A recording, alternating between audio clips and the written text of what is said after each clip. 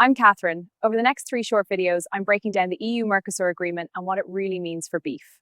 If you are curious about the smoke coming out of the chimneys behind me, that's quite normal when you burn turf.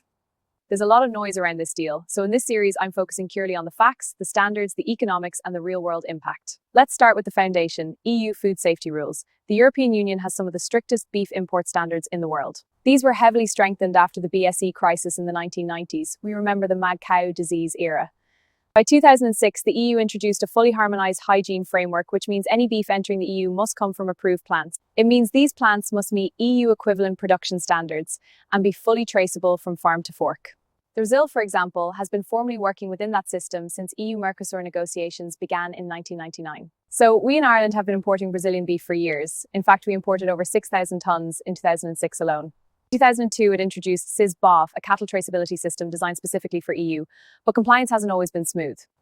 In 2008, the EU temporarily banned Brazilian beef over traceability failures. Audits in 2024 and 2025 further raised concerns about hormone-free certification and antibiotic oversight.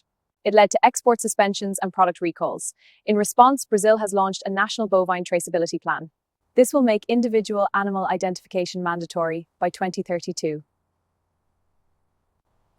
Now, the environmental issue is central to this debate. The EU-Mercosur deal includes a sustainability instrument linking both sides to the Paris Climate Agreement. But even more importantly, there is a separate EU deforestation regulation that has been put in place.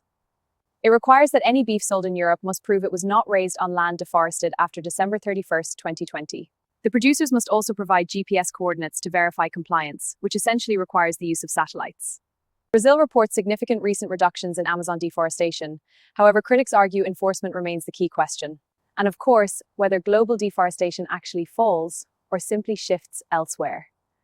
So that's the regulatory and environmental foundation of this agreement. In the next video, I'll look at the economics. Why Brazil wants this deal, how dependent it really is on China, and why Europe represents something very different financially. Because once you understand the money, the politics start to make a lot more sense. See you at the next episode, and goodbye.